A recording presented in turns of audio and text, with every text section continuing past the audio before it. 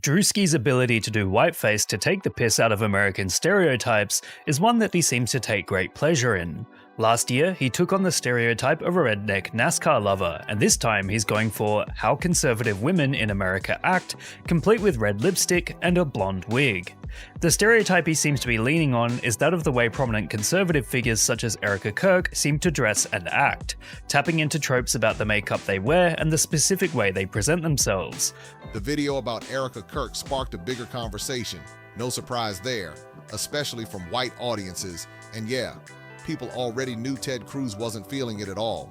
But what really caught attention was the reaction from some black creators, because not everyone was on the same page. Some felt it crossed a line, calling it insensitive, and that tension started building fast. And it wasn't just Officer Tatum speaking out either. So I also can't think he should be canceled because it's somebody I know. But I will say the reason that I will not post this, I will not support this Druski content is because I think it's incredibly insensitive. I don't blame him for a certain part of it because he don't know Charlie and he's not in that world. But I will say that I do think it's insensitive. And if I could have talked to Druski before he made this, I say, look, man, you need to not do this one. Others stepped in, and the frustration wasn't aimed only at Druk. Candace Owens got pulled into the mix too, and that added a whole new layer to the situation.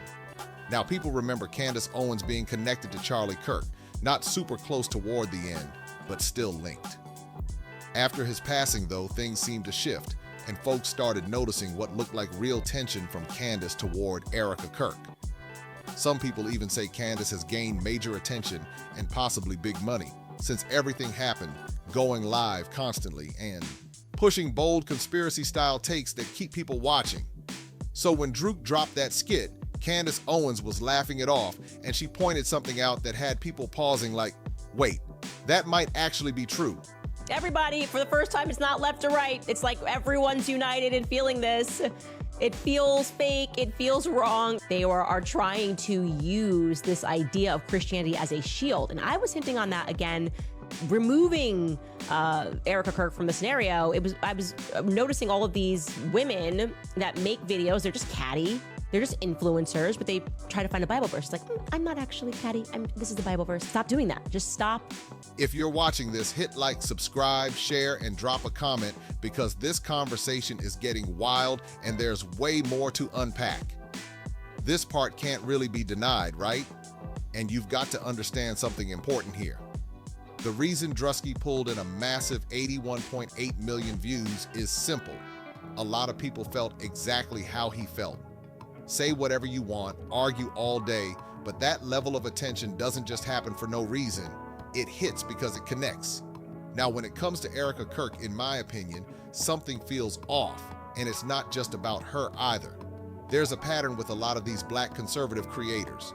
When they speak on topics like immigration or criticize the black community, they often tie everything back to Christianity, like that's the main shield for every argument they make. And that's where things start getting messy. You've got white conservatives constantly bringing up Jesus, then Candace Owens stepping in saying enough is enough, trying to draw a line. But here's the twist. Candace herself has leaned on those same religious arguments before, and people notice that fast. Take Tamara Neely, for example.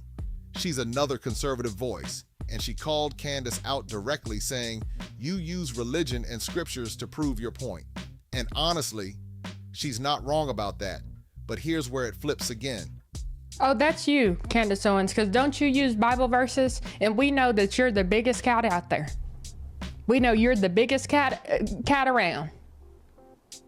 We also know that you're the biggest mean girl around. So I don't understand what's funny. Tamara, at the same time, is moving in a very similar way to Erica Kirk. It's like all these conservative creators are trying hard to present themselves as deeply Christian, but people are starting to question how real that actually is. Officer Tatum plays into the same pattern too, and at some point it just starts looking over the top. It turns into non-stop social commentary mixed with heavy faith-based messaging, and people are starting to question how genuine it really is. Then Tamara Neely comes in and ends up proving one of the biggest points without even trying. She calls out what she sees as hypocrisy from Candace Owens, basically saying, how are you acting like this when this was supposed to be your close friend? And at the same time, Candace is out here laughing while Erica Kirk is being mocked, which made a lot of people stop and pay attention. Do y'all see how she's laughing at Druski making fun of Erica Kirk? I thought she was the one who said that Charlie Kirk, Erica Kirk's husband, who passed away back in September, was her best friend. So why is his best friend laughing? Like, I don't understand that. Now, here's why this hits different. I'm speaking from the perspective of someone who identifies as a Republican, and even then, it's hard to ignore what's going on. When you look at a lot of these black conservative voices, there's this repeated angle of I'm a Christian, and it keeps coming up over and over again, not just from them, but from others in that same space too. And it doesn't stop there.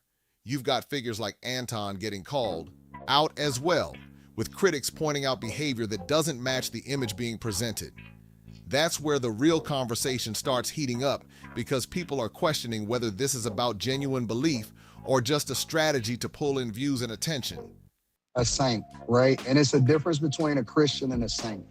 A saint is a person that believes every word in the word, right? We don't differentiate. We don't pick and choose which part of the Bible we believe. Even if I'm not perfect or I'm not doing everything right, I define myself by my belief in God. Here's the hard truth that people keep bringing up. A lot of critics are saying black conservatives don't really have a clear, detailed plan when it comes to helping black communities in a real measurable way. The argument is that there isn't much being built, created, or put into action that people can point to and say, this made a difference. Instead, the focus often stays on commentary rather than tangible results. And because of that, what people are noticing now is tension growing within that same circle. It's starting to look like internal conflict, with creators subtly going at each other. For example, Brandon Tatum has thrown small jabs toward Candace Owens here and there, but never fully. Steps into a direct clash. A lot of people believe that's because he knows her audience is strong and would push back hard, so there's a level of hesitation there. At the same time, many of these creators aren't consistently making content centered on solutions or ways to improve conditions in black communities. Instead, the conversation often shifts toward larger global topics or political debates, which can feel disconnected from everyday concerns people are dealing with.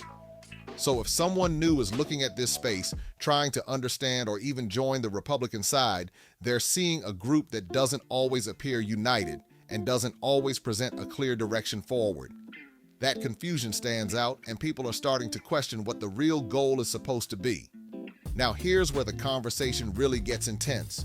Some critics argue that a number of black conservative creators are focused on building a white audience because that's where the money and visibility are, and that becomes the main goal.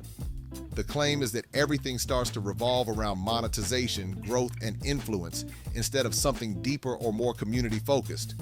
And then people start pointing out personal dynamics too, bringing up examples like Officer Tatum and others, saying relationships and image also play into how these creators are perceived. Whether that's fair or not, it's definitely part of the conversation that keeps circulating and getting louder. What's happening now is this. When conservatives overall are struggling to stay united, it creates even more confusion in this space. It starts to look like there's a lack of direction, especially when it comes to real development or progress that directly impacts black communities on the right. At the same time, more people are still moving toward the right, and I get that perspective. I lean that way myself, and compared to the left, there are things people clearly prefer. But let's be real for a second. If you're going to call out black Americans for what they lack or what they're not doing, while at the same time there's internal conflict and no clear unity on your own side, people are going to notice that contradiction fast. And this is where the criticism gets real blunt. People are straight up saying, you're not producing anything meaningful, you're not adding value. And that perception is spreading fast.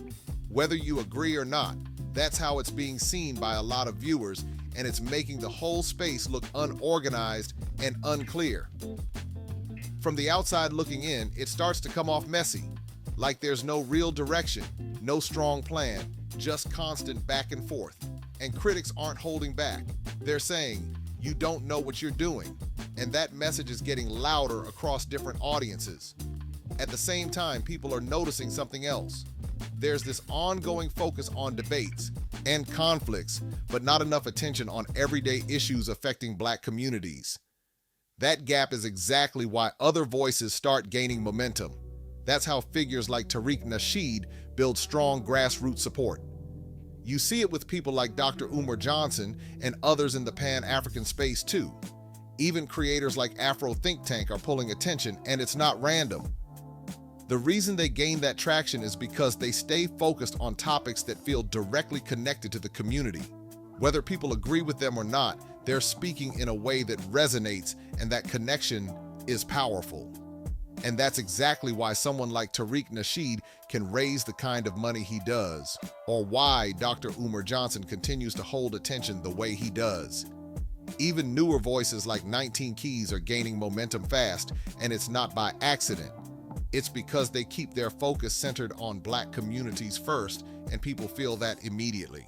Instead of getting caught up in every online controversy or reacting to situations like the Druski situation, they stay locked in on what they believe actually matters.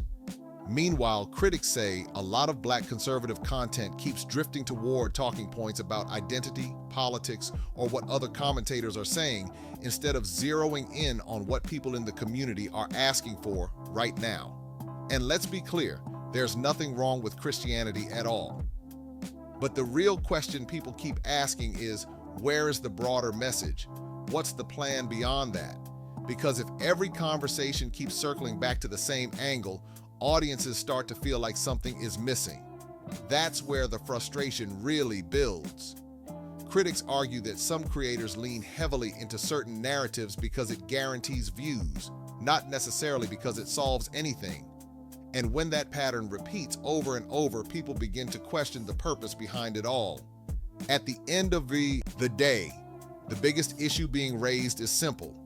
Are these conversations actually helping the community move forward, or are they just staying stuck in cycles that keep the attention going without real progress being made? At this point, the main criticism being thrown around is simple but loud. People are saying the focus has turned into Lagatar Nukt toward the Black community, and now it's reached a point where they're turning on each other too. It's no longer just debates, it's internal clashes, back and forth tension, and SPY watching it play out in real time. And when they're not going at each other, critics say they're jumping into global issues like the Israel and Palestine conflict, which raises even more questions. A lot of people are asking, why get involved in something that complex when there's already so much to address at home? That situation is layered, international, and far beyond what online commentary alone can realistically impact. Some even argue that stepping into those conversations can come off like chasing attention rather than creating solutions. Because at the end of the day, those conflicts involve governments, history, and diplomacy on a level that social media voices can't easily influence. So the bigger question people are left with is this: what should the real focus be moving forward? Because right now it looks scattered, divided, and full of noise without clear direction. What do you think about all this? Drop your thoughts below, because this conversation is far from over. And don't forget, like, subscribe, share, and comment so more people can join in on this discussion.